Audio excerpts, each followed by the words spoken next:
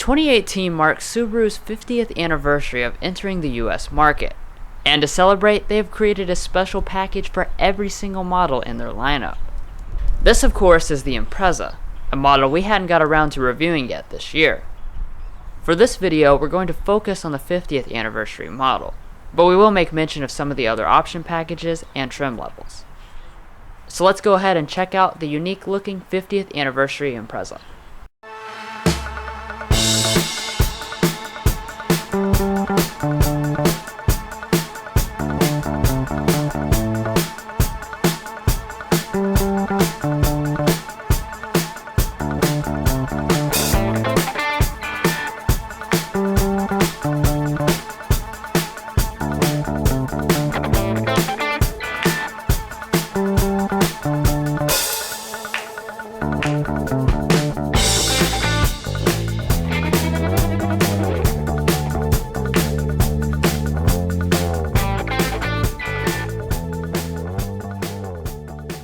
We are happy to tell you that we have now partnered with Quantrill Subaru, located in Lexington, Kentucky, so we'll now be bringing you Subaru reviews. If you'd like to find out more information about their dealership and massive inventory of new Subarus, then click the link to their website provided in the video description. So for starters, the 50th anniversary package can only be added to the Impreza Limited trim. Part of that package is this exclusive Heritage Blue Pearl paint scheme, so it's the only color you can get.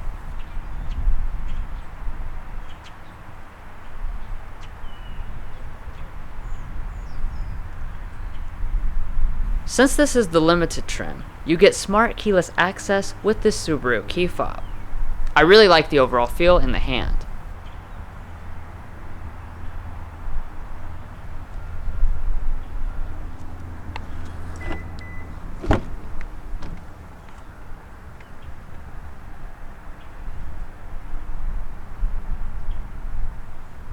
There are a number of changes on the inside and outside, but we'll start under the hood.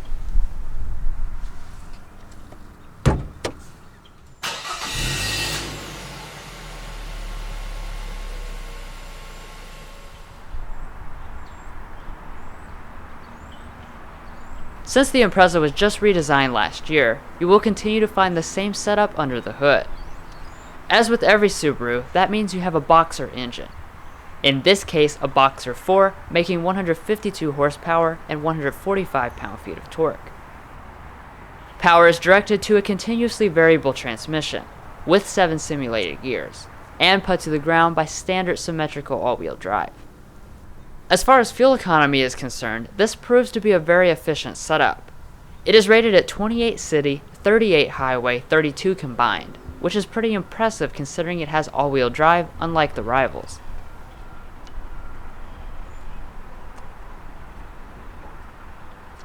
Well, that's the basics of the powertrain, so now let's check out the exterior.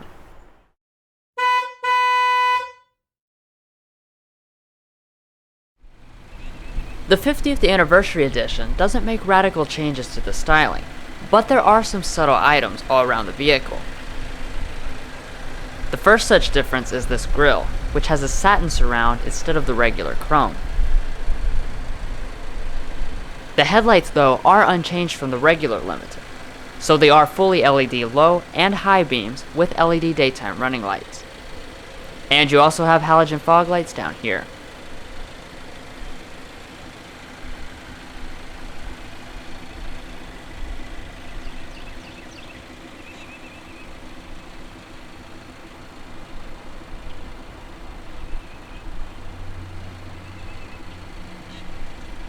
As far as the wheels, they also see an upgrade for the 50th anniversary.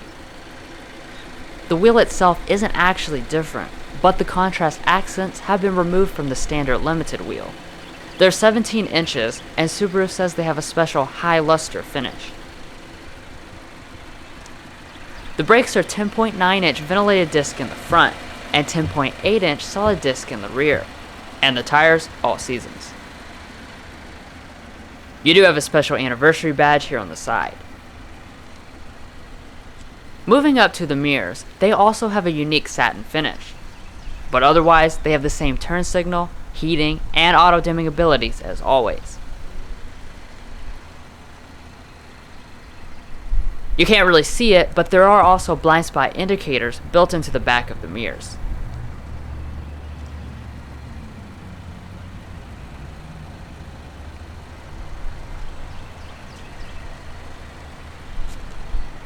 Even though the Impreza looks larger than Corolla or Civic from the side, it is actually just about even with them.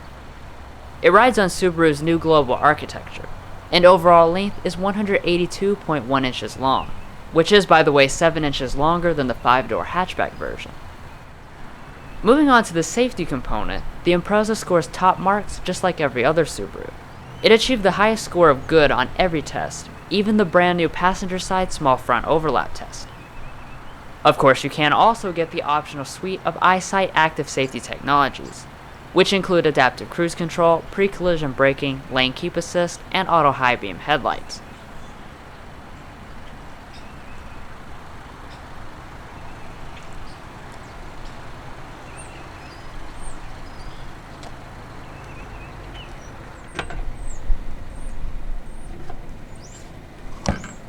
As far as fuel range, this Impreza sedan can achieve 422 miles of range from the small 13.2 gallon fuel tank. And it uses regular unleaded fuel.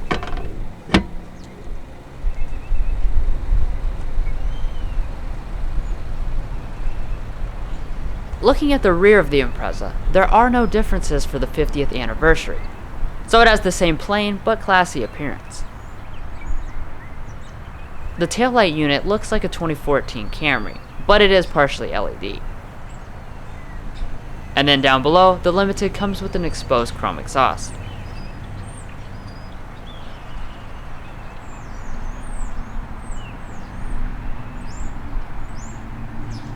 Well, that's all there is to look at on the outside, so now let's see what kind of upgrades Subaru made to the interior.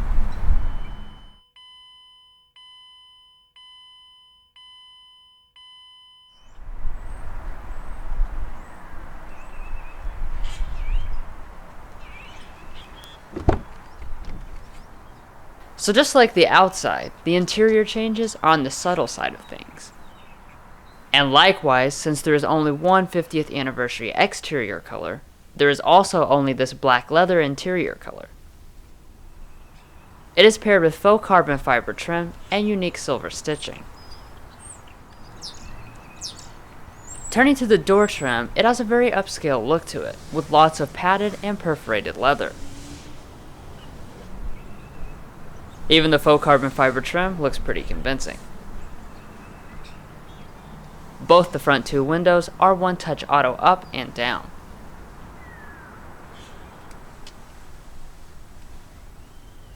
Coming to the seats, they are 6-way power adjusting on the Limited, but you do lack power lumbar support. The leather itself feels surprisingly nice, and I like the silver stitching. You also have 50th anniversary badging and special silver seat belts.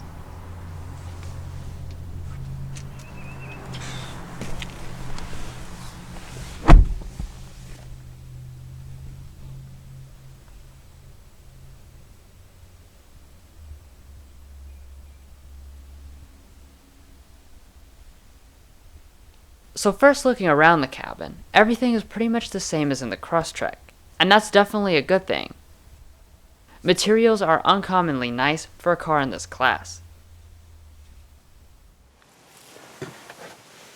All of the upper dash is made from a rubberized soft-touch plastic, with more silver stitching. There is a silver accent in the middle, and everything else just feels really high quality, and well put together. Press the standard button to go.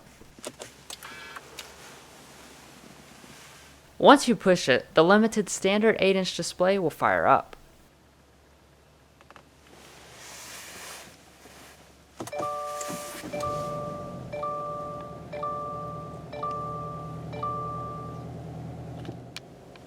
Just like most parts of Subaru design, the gauges are conservative but handsome. In the middle you have a large 4.2-inch multifunction display, mostly dedicated to the EyeSight safety systems. The other information you would expect to find is up here in the second 6.2-inch display. This contains a lot of useful and interesting pieces of information. Plus, it's nice that you don't have to dig around in the infotainment system to change it. As far as the steering goes, it is electric power assisted, and the Anniversary model has a nice leather covering. These buttons are for the big display, these for the small display, and then on the other side for the safety systems and adaptive cruise control. You will also find paddles behind the steering wheel.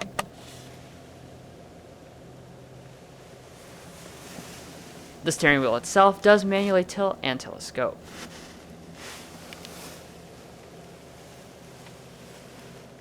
Moving on to storage, the Impreza to me feels like it has more than the average car in this class. Opening up the armrest reveals a surprisingly deep space, and also 4 out of the available 5 connections. The cup holders are adjustable, and up in the front there is another large space with a 12-volt outlet. This stylish leather shifter controls the CVT. Pressing to the left activates manual mode, but you can only control it through the paddles.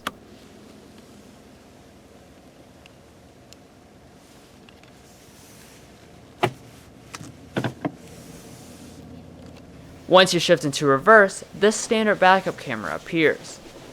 On this model at least, it does have trajectory, rear parking sensors, and cross-traffic alert.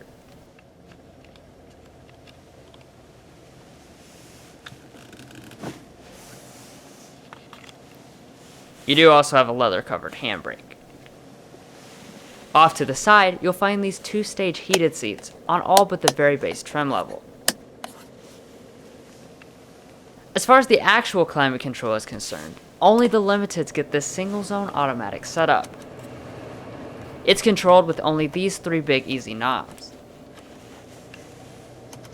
When you make adjustments, they appear right up here in your line of sight.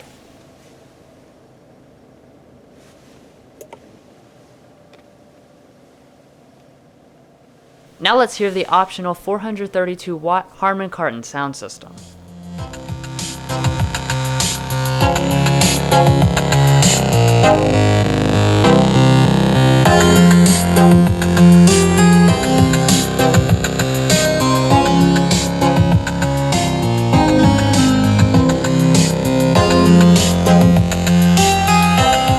This is one of the best systems I've heard on a vehicle in this class.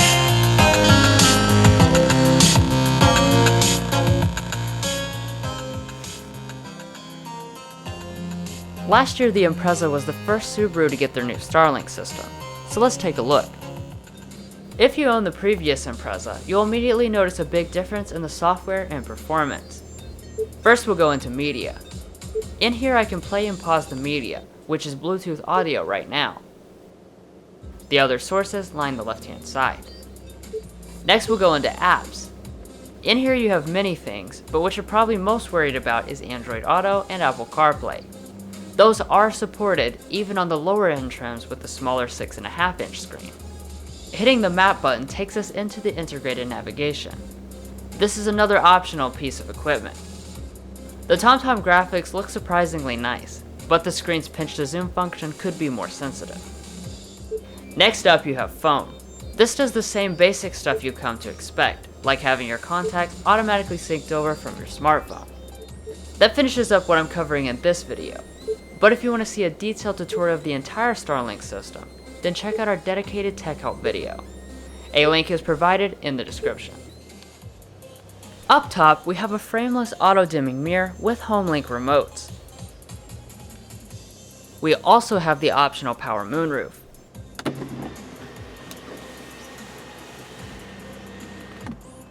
It's just the standard size unit, but it does have a wind buffer.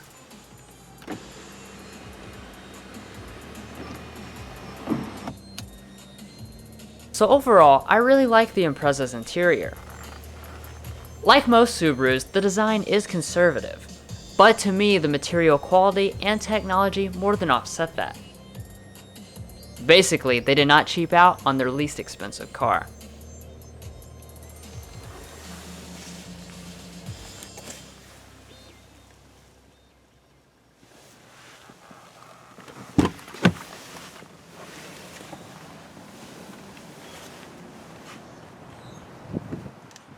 Now Mason will take over to finish things off.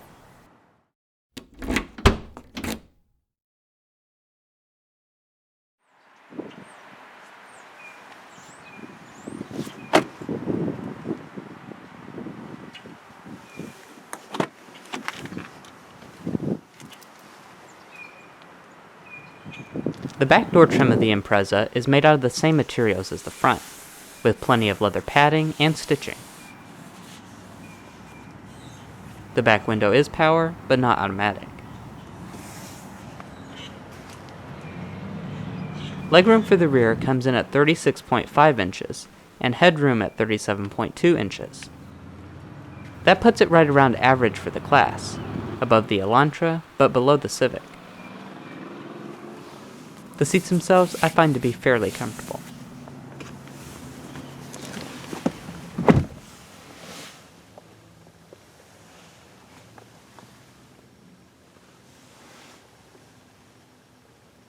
In the middle, you won't find any cup holders, vents, or connections.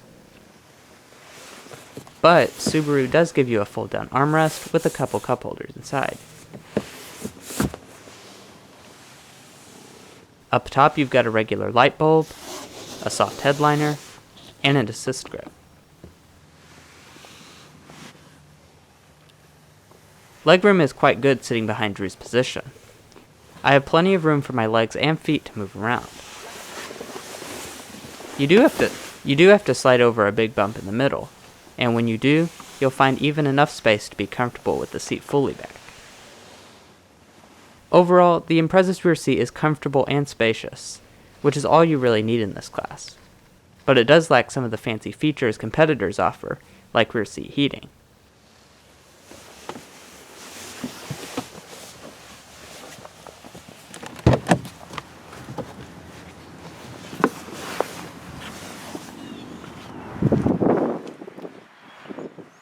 You can easily fold the 60-40 split seats by using the button next to the headrest. It does fold nice and flat with the floor.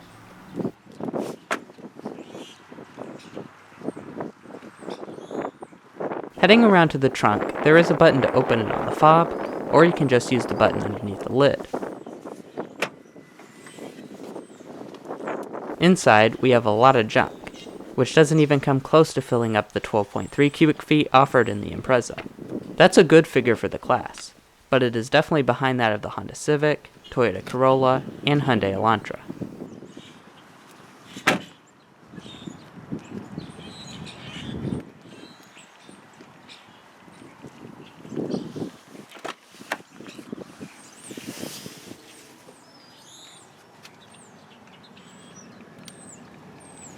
The passenger seat is still the same nice design, but on this side it's fully manual even on the Limited.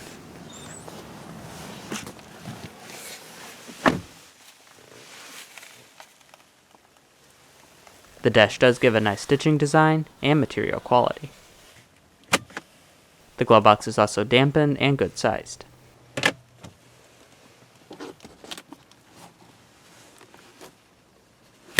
And the visor does have an extension on it.